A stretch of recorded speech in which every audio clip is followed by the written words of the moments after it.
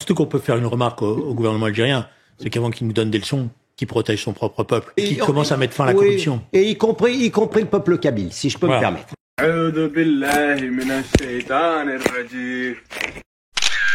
Je n'ai jamais pris, j'ai 40 ans, je n'ai jamais pris autant de plaisir de regarder Twitter, CNews, le JDD, Europe 1, que pendant la période de la visite du président Tebboune en Algérie. C'était jouissif, c'était exceptionnel. Le gouvernement algérien a développé contre la langue française, contre la culture française, des politiques extraordinairement agressives. Bon, très bien. Il va avoir un traitement injectable. Hein. La brutalisation de la vie politique par Macron et ses serviteurs a un bilan, des burn-out, des suicides, une société éco-anxieuse, 1200 morts aux urgences en 2023 et les caisses sont vides. Tout ça nous renvoie à une lutte de classe. Ils nous méprisent. Notre pays n'est plus le même. Nous avons 147 milliardaires en 2024 contre 67 il y a 10 ans. Ces gens-là n'aiment pas la France, ils n'aiment que le fric, qu'ils délocalisent également. Leur égoïsme est sans limite. Nos riches nous coûtent un pognon de dingue. Avec la complicité de l'Élysée, ils détruisent notre pays. 3200 milliards de dettes, dont 1200 imputables à la Macronie. Est-ce qu'on peut encore dire que c'est la faute des Arabes? Algérie. Algériens. Les Algériens. Algérie. Immigrés. Délinquance. Pour l'Algérie. Algérien. L'Algérie. D'origine algérienne. Terrorisme. Le retour du terrorisme dans ce pays, c'est vous. Dis donc, t'arrêtes de gueuler, René. Quoi de neuf, docteur? Vous enlevez le mot musulman et le mot Algérie de la bouche du ministre de l'Intérieur, c'est le néant. Il n'y a plus rien. Le ministre de l'Intérieur a contribué ces derniers mois à répandre la haine anti-musulman. Il l'a fait constamment. De fait, depuis qu'il est ministre de l'Intérieur, il ne parle que de ça. Oui. J'aime le couscous. J'aime le couscous. Quoi? J'aime le couscous. Ouais. C'est une confession que je vous fais ce soir. C'est le scoop que je voulais faire à BFM sur votre antenne, cher Benjamin Duhamel. J'aime le couscous. J'adore le couscous. On n'en attendait pas moins. Ces propos, ces comportements sont à l'image du comportement des grands patrons aujourd'hui qui coulent le pays. Ils n'en ont plus rien à faire de la France, ils n'en ont plus rien à faire de l'intérêt général. Leur seul objectif, c'est l'appât du gain. Moi, j'ai envie de dire, les rats quittent le navire. Voilà ce qu'on voit aujourd'hui. Le Glaude! Chez moi, il n'y a que des bredignots au gouvernement. Et je m'en vais les remplacer tous à moi tout seul. Et les chasser à grands coups de latte dans l'oignon, t'entends? Ah, ça ira, ça ira, ça ira. Les aristocrates, ça la lanterne. Ah, ça ira, ça ira, ça ira. Les aristocrates, on les pendra. Je m'insurge du niveau de nos politiciens. Nous en sommes tous responsables, tous autant que nous sommes. Aujourd'hui, nous avons des politiciens qui n'ont aucun projet réel, aucun projet concret. On met des gens en place par défaut. Ils n'ont pas de projet d'avenir. Le peuple n'est pas réellement consulté. Il n'y a pas de référendum. On va chercher du fric dans la poche de retraités pour traiter des problèmes de milliards qui ont été dépensés à la louche. On a vraiment une classe politique mais immonde. Franchement, je prends le terme immonde. On a quoi comme homme politique? Il n'y a pas des gens intelligents en France. On nous impose un gouvernement imaginé avec Elisabeth Borne qui sait, excusez-moi l'expression, torcher les fesses avec la démocratie et c'est je ne sais combien de 49-3. On recycle des élus politiques sans compétences qui n'ont jamais prouvé la moindre compétence ou capacité à faire des choses bien pour la nation. Leur travail à ces gens-là, c'est menteurs professionnels, on va pas se mentir de toute façon, c'est que les gens en ont marre de ce système politique et tous les acteurs qui nous ont été proposés dans ce gouvernement, en fait, sont l'incarnation de l'incompétence, de la magouille, de ces jeux d'agenda personnel. On recycle des choses qui n'ont pas fonctionné, vous voyez. Emmanuel Macron, s'il veut rester un président dans l'inconscient collectif plus ou moins qui aura marqué les esprits doit partir de lui-même. S'il veut laisser quelque chose d'à peu près clean, il doit partir de lui-même et on retiendra ça. J'ai l'impression de vivre une caméra cachée permanente en fait. Mélanie, l'Italie, accueille le président algérien Tebboune en grande pompe. Alors, je vous le cache pas, je suis extrêmement déçu. C'est une grande déception pour moi. Pourquoi? Parce que j'aurais préféré que ça soit la France, mon pays, qui accueille le président algérien Tebboune, pour faire enfin une vraie paix, enfin avoir des vrais accords économiques. Mais non, vu que la France elle est sous tutelle de qui vous savez, on préfère soutenir des gens comme les ricains et l'entité génocidaire, qui nous rapportent absolument rien, qui nous mènent droit dans le mur. Discours typiquement antisémite, voilà. Au lieu de faire des accords avec des pays avec qui on a tout à gagner. Parce que, en plus que l'Algérie économiquement, en fait, c'est l'avenir, c'est une porte sur l'Afrique. Ça pourrait nous permettre d'avancer, faire en sorte que le peuple français puisse vivre mieux. Mais non, on a un gouvernement d'incompétents qui balaye ça d'un revers de main, qui fait de l'Algérie notre ennemi. Alors qu'en fin de compte, nous avons tout pour être frères, tout pour être amis. Nous avons énormément de franco-algériens sur notre sol. Et nous pouvons faire en sorte d'avancer tous ensemble, main dans la main, vers la paix et vers un avenir économique radieux. Mais non, le gouvernement français, il fait tout le contraire. Voilà pourquoi je suis déçu.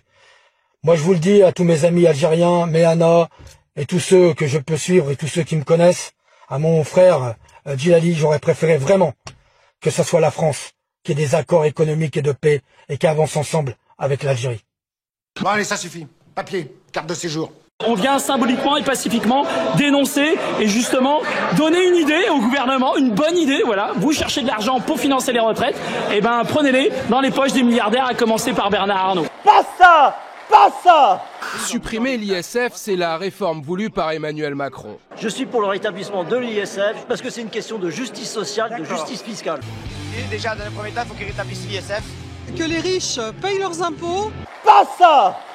Résultat, le pays s'embrase et les symboles de la richesse sont désormais pris pour cible dans les manifestations. Car pour certains, cette réforme n'est qu'un cadeau fait aux riches. 2017, il supprime l'ISF et crée à sa place l'IFI, l'impôt sur la fortune immobilière. On paye 4000 et quelques euros d'IFI, alors qu'on payait plusieurs centaines de milliers d'euros d'ISF. On dit merci Macron, oui. Merci patron. Merci patron. Merci patron. Merci patron. Est-ce que vous êtes en mission? Oui. C'est comme ça que je le vis. Je vis ça comme une mission.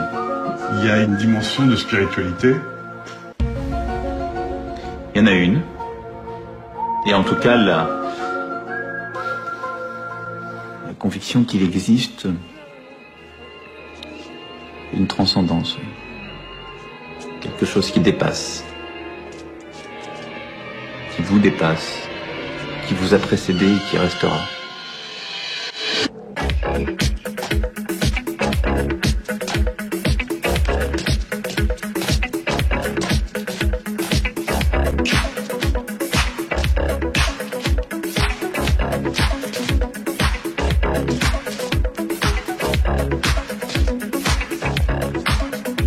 C'est la faute des Arabes. Oui, c'est de leur faute. Mais je pose la question, j'ouvre le débat. Nous n'avons aucun moyen de rétorsion sur l'Algérie. Aucun moyen de rétorsion sur l'Algérie. Aucun. Transfert de fonds, visa, soins dans les hôpitaux français. C'est pas sur le gouvernement algérien. C'est des rétorsions sur les gens. Il n'y a pas d'autre solution. On peut le déplorer, je suis premier à le déplorer, mais c'est ainsi que la diplomatie et la politique. Alors, il se trouve en plus que nous sommes dans une situation très compliquée et très mauvaise, puisque nous sommes fâchés, semble-t-il, éternellement avec la Russie, que la Russie, encore une fois, est le premier allié de l'Algérie, que derrière la Russie, après, il y a la Chine, et que même les États-Unis sont en train de se rapprocher de l'Algérie. Oui. Il ne faut pas intervenir dans les affaires intérieures des pays en développement. Il faut respecter la voie de développement choisie par ces pays en développement. Même si ce ne sont pas des démocraties. Le monde est multicolore. Les différents pays ont le droit de choisir leur propre voie de développement, leur propre régime politique, social. N'est-ce pas? Les pays occidentaux, vous avez vos régimes politique. Nous n'avons pas intervenu dans votre affaire intérieure. Donc, nous vous demandons de ne pas le faire non plus. Bonjour à toutes et tous. Il a montré les dents. Face à l'Iran, mais je suis désolé, je veux pas. Quand on a une armée aussi faible que l'armée française, même si vous montrez les dents à l'Iran, vous croyez que les Iraniens tremblent? Je veux dire, là, c'est à ce niveau-là aussi, je pense qu'il faut un réarmement matériel, mais moi, quand je vois ces titres-là, le président Macron montre les dents face à... Je suis désolé, mais les Iraniens n'ont pas peur des dents de... C'est un dentier mal fixé, je suis désolé, mais voilà. Ici Houston, vous pouvez répéter? Les Iraniens n'ont pas peur des dents de... C'est un dentier mal fixé, je suis désolé, mais voilà, désolé. Et Houston, on a un problème. Oui, évidemment. Moi, je préférerais qu'on achète du gaz aux Américains plutôt qu'aux Algériens. Monsieur Ciotti, vous êtes ridicule. Les consommateurs américains dépensent $7 pour avoir une unité de gaz, mais les Français et les Européens l'achètent $37, plus de 5 fois plus cher. Les États-Unis profiteraient-ils abusivement de la crise énergétique? Oui. Les États-Unis se sont engagés à livrer à l'Europe 15 milliards de mètres cubes supplémentaires de gaz naturel liquéfié, un doublement des exportations en un an pour les Américains et à l'arrivée des prix multipliés par 5. Comme on le voit, la résolution de cette affaire est ambiguë et des parts d'ombre subsistent. D'ailleurs, vous ne savez pas qui a fait exploser le Nord Stream? Bien fouetté. Est-ce que ce sabotage est un acte de guerre selon vous? À qui profite le crime? Et on voit bien que les Russes n'ont absolument aucun intérêt actuellement, si vous voulez, de faire exploser un pipeline en pleine mer. Le problème, encore une fois, c'est la raison, si vous voulez. À qui profite le crime? If Russia invades, that means tanks or troops crossing the border of Ukraine again. Then there will be no longer a Nord Stream 2. We will bring an end to it. How will you do that exactly, since the project and control of the project is within Germany's control? We will, I promise you, we'll be able to do it. À qui profite le crime? À qui profite le crime?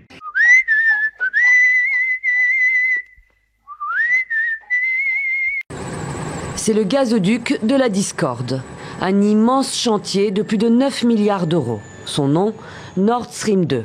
Il vient doubler son gazoduc frère, Nord Stream, qui relie la Russie à l'Allemagne via la mer Baltique. C'est le gazoduc le plus long du monde, avec plus de 1200 km de tuyaux, destiné à transporter 55 milliards de mètres cubes de gaz par an. Objectif, approvisionner en gaz russe le vieux continent et principalement l'Allemagne, engagée dans la fermeture de ses centrales nucléaires. D'ailleurs, vous ne savez pas qui a fait exploser le Nord Stream?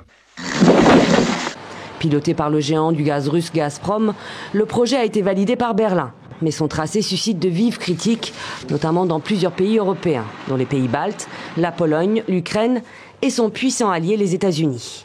Washington qui est toujours en guerre contre ce projet de gazoduc. Début janvier, l'ambassadeur des États-Unis en Allemagne, Richard Grenell, s'est fendu d'un courrier à l'attention des firmes allemandes, les menaçant d'un risque important de sanctions si elles ne se retiraient pas du projet.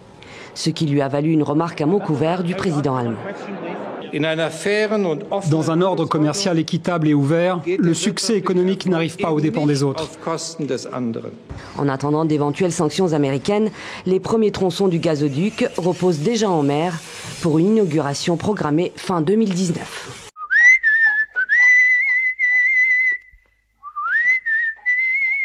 Très honnêtement, la faillite, elle est déjà là. C'est une blague. Comment avoir creusé une dette aussi profonde? Pardon? C'est une blague. Non. 3100 milliards de dettes. Vous êtes sérieux quand vous dites ça? 3100 milliards de dettes. Alors, nous sommes une majorité du sérieux budgétaire. Et où va-t-on avec ce budget? Dans le mur. Si aujourd'hui nous avons un niveau de dette élevé, c'est pourquoi? C'est parce que j'ai sauvé l'économie française, Benjamin Duhamel. Vous pourriez mettre ça aussi à mon actif. Tu pousses le bouchon un peu trop loin, Maurice. Quand c'est flou, il y a un loup. À chaque fois, nous dénonçons une chose que les Français ont bien comprise.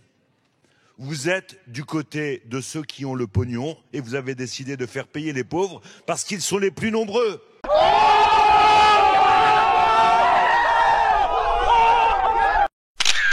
Mais on parlait en vous attendant des 45 jours de vacances parlementaires. Est-ce que c'est pas beaucoup 45 jours? D'où ça sort, vos 45 jours?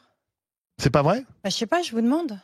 Et on a calculé, c'est-à-dire d'aujourd'hui jusqu'au 16 septembre, c'est ça? Donc aujourd'hui, moi, je ne suis pas en train de travailler en étant sur votre plateau, monsieur? Oui, vous. Mais les députés ne siègent plus. Mais c'est pas... Vous savez, il faut arrêter de considérer que les députés ne travaillent que quand ils sont dans l'hémicycle de l'Assemblée nationale. Josie, c'est comment travailler?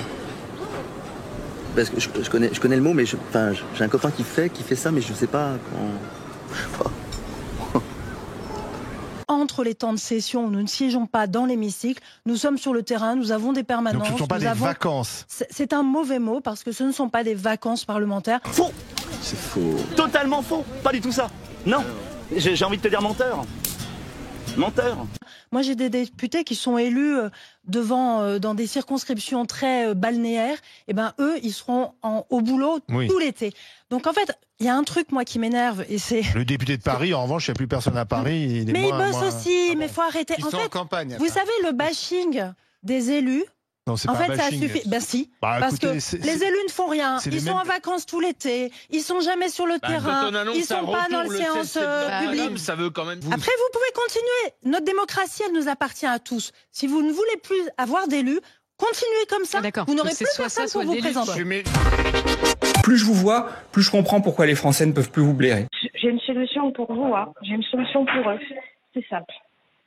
Tous les députés, tous les ministres, que ce soit Premier ministre ou tous les ministres, tous ces gens-là qui travaillent pour le gouvernement, vous les mettez tous à 2 000 € net par mois. Ton salaire, c'est le tarif habituel, 1 500 € sans les pourboires. 1 500 € par mois? Non, par jour? Par jour, ouais. Ouais, attends, sinon t'as rien. Ok, d'accord, super. Je commence quand? Vous supprimez les véhicules de fonction, vous supprimez les chauffeurs, vous supprimez tous les avantages qu'ils ont. Ils vont devoir payer leurs moyens de transport pour aller travailler, payer leur bouffe comme nous, tous Français, faisons. Là, il y aura des économies. Bon, allez, ça suffit. Papier, carte de séjour. Nous ne sommes pas des fachos, nous ne sommes pas des racistes, nous ne sommes pas des gens d'extrême droite. Je ne suis pas raciste. La condamnation d'une ex-candidate Front National à 9 mois de prison ferme pour avoir comparé Christiane Taubira à un singe. Nous ne sommes pas des racistes. J'ai comme ophtalmo un juif. Raisonnable. Un député du Rassemblement national crie qu'il retourne en Afrique. Nous sommes des gens raisonnables. Je suis allé à un rassemblement de motards et c'est un curé de couleur qui m'a béni. Vous voyez, donc je l'ai pas écrasé avec ma moto. Je ne suis pas raciste. Je crois à l'inégalité des races, oui, bien sûr. C'est évident, toute l'histoire le démontre, elles n'ont pas la même capacité ni le même niveau d'évolution historique. Aidez-vous nul. Aidez-vous nul. Aidez-vous nul. Vous avez raison à 100%, Jean-Étienne, il y a un malentendu à la base, venez dans mon bureau, on va s'arranger. Bon, Gérard, tu m'attends, je te vois après. Je ne suis pas raciste. Voilà où elle Que Dieu qui a créé le ciel et la terre vous maudisse. Que Dieu vous maudisse. Vous êtes méchants. Nous avons un véritable problème en France avec l'islam. Gabriel Attal veut interdire le voile dans l'espace public pour les mineurs de moins de 15 ans. Les services de renseignement alertent sur l'influence des frères musulmans en France. Un rapport dénonce un islamisme qui s'infiltre dans les associations, les écoles ou les clubs de sport. Ce rapport indique qu'il y a une menace très claire vis-à-vis de la République, il y a une menace sur la cohésion nationale. Le ministre de l'Intérieur dit que l'entrisme des frères musulmans a pour but de faire basculer toute la société française dans la charia. Eh bien, le rapport, dont nous nous sommes procurés des extraits, dit quasiment le contraire. Aucun document récent ne démontre la volonté d'établir un État islamique en France ou d'y faire appliquer la charia. Vous n'atteindrez jamais votre destination si vous vous arrêtez à chaque instant de votre vie pour jeter des pierres à chaque chien qui aboie. Alors concentrons-nous sur nos objectifs et avançons dans la vie. Voilà les petits loups, écoutez ça. La brutalisation de la vie politique par Macron et ses serviteurs a un bilan. Des burn-out, des suicides, une société éco-anxieuse, 1200 morts aux urgences en 2023 et les caisses sont vides. Nous avons 147 milliardaires en 2024 contre 67 il y a 10 ans. Ces gens-là n'aiment pas la France, ils n'aiment que le fric, qu'ils délocalisent également. Leur égoïsme est sans limite. Nos riches nous coûtent un pognon de dingue. Avec la complicité de l'Élysée, ils détruisent notre pays. 3200 milliards de dettes, dont 1200 imputables à la Macronie. Où est passé l'argent? Où va l'argent? La question, elle est là. Où va l'argent? Oui, il y a eu un maquillage des comptes du pays qui est d'une grande gravité. C'est l'argent des Français. Donc je m'assure que chaque euro aille à ceux qui en ont réellement besoin. Si Monsieur le maire était si soucieux de l'argent public, si vraiment il condamnait les gens addicts à la dépense publique, eh bien il n'aurait pas fait 1000 milliards de dettes. Ici Houston, vous pouvez répéter? 1000 milliards de dettes. Et Houston, on a un problème.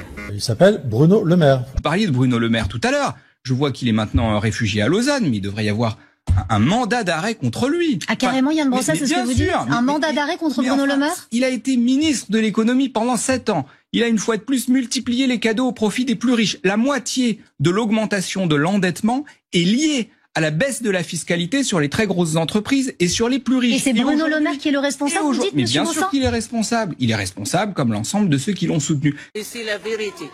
T'es d'accord, t'es pas d'accord, je m'en fous. Un tiers des Français doit vivre avec moins de 100 € dès le 10 du mois.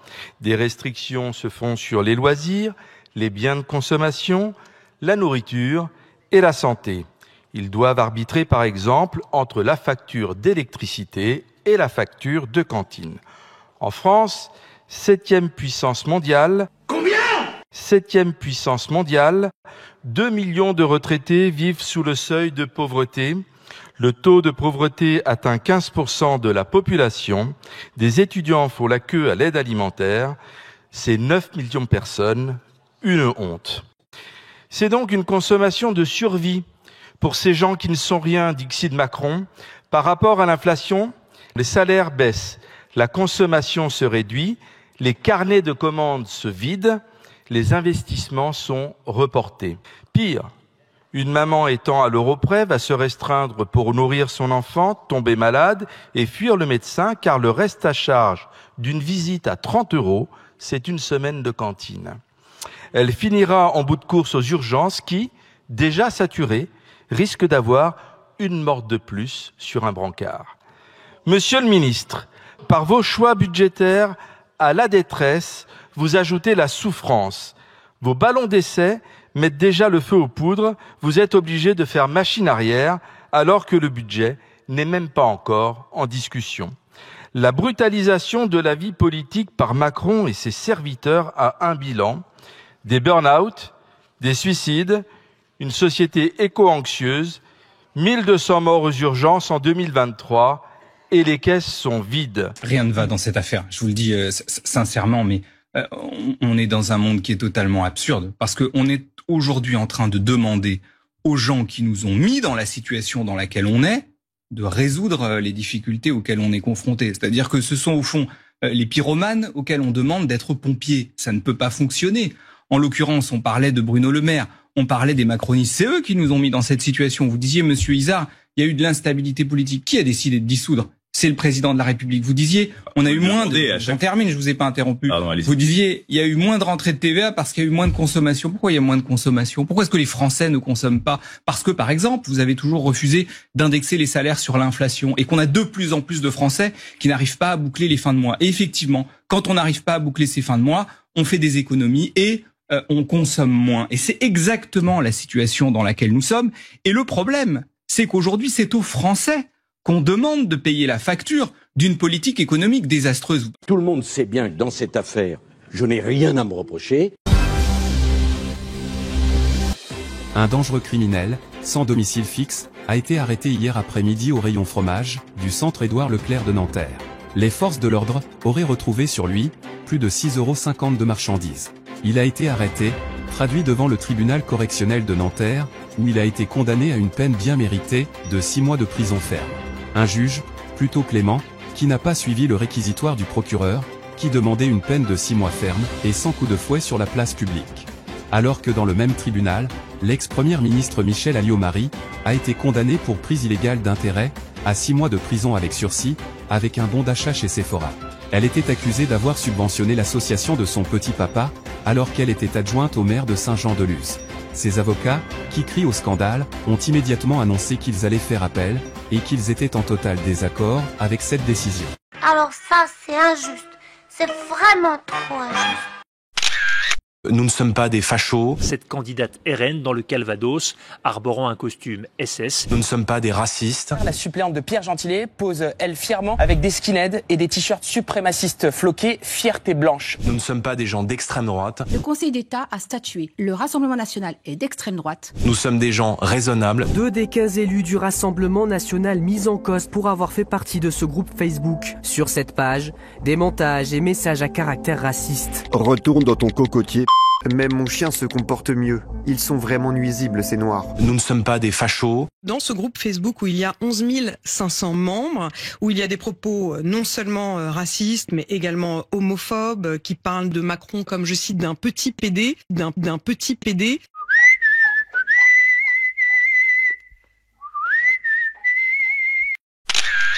Twitter, CNews, le JDD, Europe 1, on voyait la haine, on voyait on voyait tout ce qu'ils avaient perdu comme ça, en se disant on a fait les cow-boys, il nous a ignorés, et l'Europe leur tend les bras à tous, et nous on reste comme des cons. On ne vend plus de blé, on ne vend plus de bagnole. Non mais on se dit les choses maintenant. On vend plus de blé, on vend plus de bagnole, on vend plus de vaches, on vend plus d'agriculture, on vend plus de métallurgie, on ne vend plus rien. Moi, je vous dis aujourd'hui, l'agriculture algérienne aujourd'hui, elle est plus performante que l'agriculture française. Il y a un problème. Non, c'est... Voilà, donc on s'est foutu de leur gueule à un moment, les mecs ils ont réagi. Avant on leur vendait des pommes, au bout d'un moment on s'est un peu foutu de leur gueule et puis ils ont dit voilà, on est en conflit. Le gouvernement algérien a dit à partir de maintenant on n'achète plus de pommes françaises. Aujourd'hui, ils sont complètement indépendants, ils produisent leurs pommes, ils ont refait des vergers et ils travaillent bien. Non, c'est... Ils ont restocké de l'eau, ils ont fait... Alors que nous, on doit balancer toute la flotte dans la mer. Les citadins, ils pompent dans la nappe en nous disant « Ah, faut pas pomper dans la nappe, dans les bassines. » Ils font quoi, les citadins? Ils pompent dans les nappes, ils chient dedans, ils le balancent dans la rivière et ils l'envoient dans la mer. Formidable, non? C'est ça, le monde agricole français. De plus en plus, on mange mal, en fait. Mais c'est pas qu'on mange mal, c'est qu'on est intoxiqué. C'est de la merde. Non, c'est Klug. Et pendant ce temps-là, nos partenaires européens, Slovénie, Belgique, Espagne, Allemagne, Italie, font du business à foison avec l'Algérie, font des partenariats à foison avec l'Algérie, font des partenariats sécuritaires à foison avec l'Algérie. Pendant que nous, on est en train de défendre des gens qui sont indéfendables. Et en fait, c'était vraiment quelque chose d'exceptionnel de voir tous les titres, tous les bars en dessous des journaux en continu. En fait, c'était exceptionnel. Pour moi, ça a été la plus grande baffe diplomatique de cette année. C'était quelque chose vraiment, pour moi, qui a été un grand moment de bonheur. Bienvenue, Présidente Tebboune. Merci pour votre visite. Regarde le destin. Dans la même semaine que moi, je m'apprête à me rendre chez vous. Vous êtes reçus dans mon pays avec tous les honneurs et le respect qu'on vous doit. D'abord du Président de la République. Après, vous vous êtes rendu au Vatican. Merci pour votre message de paix et tolérance parmi les religions.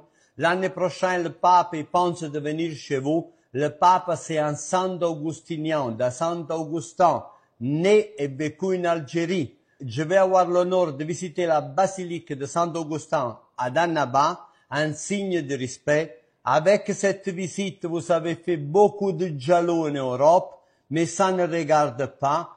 Et à la fin, Giorgia Meloni avec tout son charme italien, mais vous vous êtes défendu de pair à pair avec votre aplomb.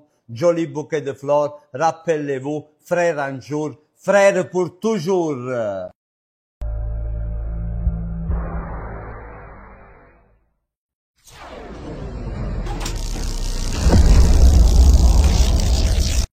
L'Algérie est un pays jeune, avec une société vibrante, et aussi un passé héroïque qui inspire l'admiration bien au-delà de vos frontières. Moi-même, je viens de l'autre rive de la Méditerranée, cet espace commun que nous devons célébrer dans sa diversité et dans les opportunités d'investissement, de commerce et d'intégration économique qu'il nous offre.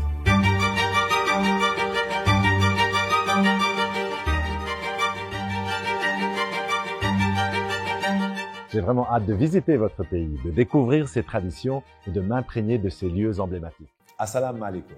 Je suis Viero Mellado, le nouvel ambassadeur de l'Union européenne en Algérie. Je suis très content de prendre fonction dans votre beau pays.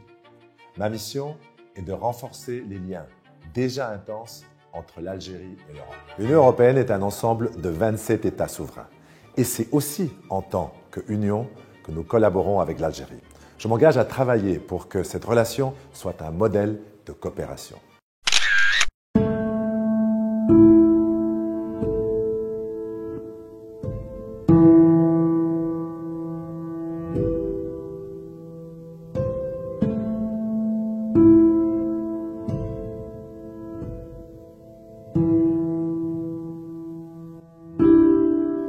Bizarre.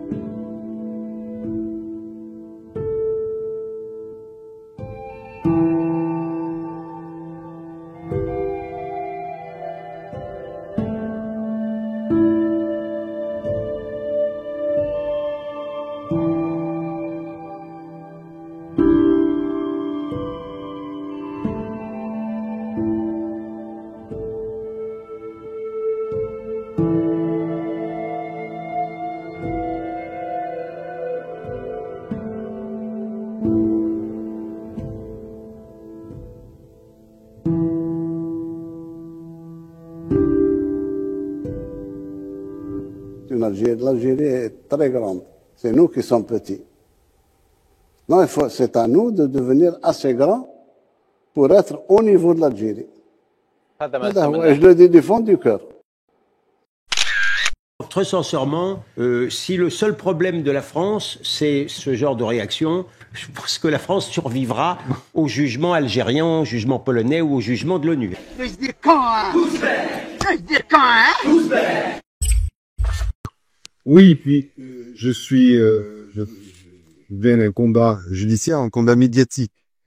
Nous sommes quelques-uns. J'ai cité Meir Habib. Il y a aussi Jules William Goldanel. Donc nous sommes, considérons-le ainsi, nous aussi des soldats d'Israël, des soldats d'Israël qui prenons pas les mêmes risques que les soldats. Et je suis bien placé pour savoir quels risques ils prennent. Mais je dis quand, hein? Encore une fois, on parle de Benyamin Netanyahou. Alors, je le rappelle, il est poursuivi pour crimes de guerre et crimes contre l'humanité. Ce n'est pas n'importe quel chef de gouvernement. C'est une crapule. C'est un bandit.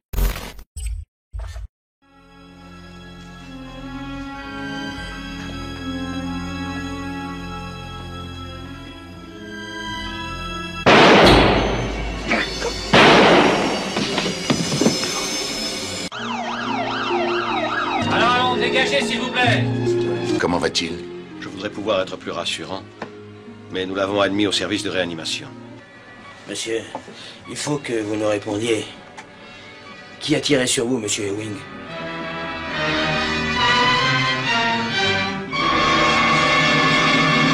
C'est le Hamas et ses relais, les relais du Hamas, dont des agences de presse extrêmement sérieuses, européennes et certaines françaises.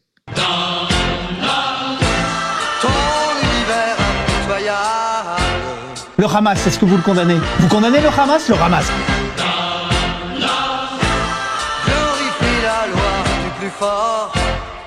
Vous le condamnez? Vous condamnez le Hamas? Est-ce que le Hamas, vous le condamnez? Est-ce que le Hamas vous condamnez? Est-ce que vous condamnez le Hamas? Les éléments de langage tes éléments et celles du CRIF officiellement sont les mêmes que le gouvernement israélien. Et ça me gêne un peu. Je ne prends pas d'éléments de langage auprès du gouvernement israélien. Non, je réfléchis dans ce que je pense être l'intérêt de la diplomatie française et le respect de valeurs morales qui me semble être au cœur de la République. Je te dis ce que notre diplomatie. Après, Monsieur Netanyahu dit la même chose que toi. Alors c'est peut-être lui qui a repris tes éléments de langage. C'est probable. Ça m'étonnerait pas, mais c'est les mêmes éléments. Allons sur le fond. Mais c'est pas la... Voilà.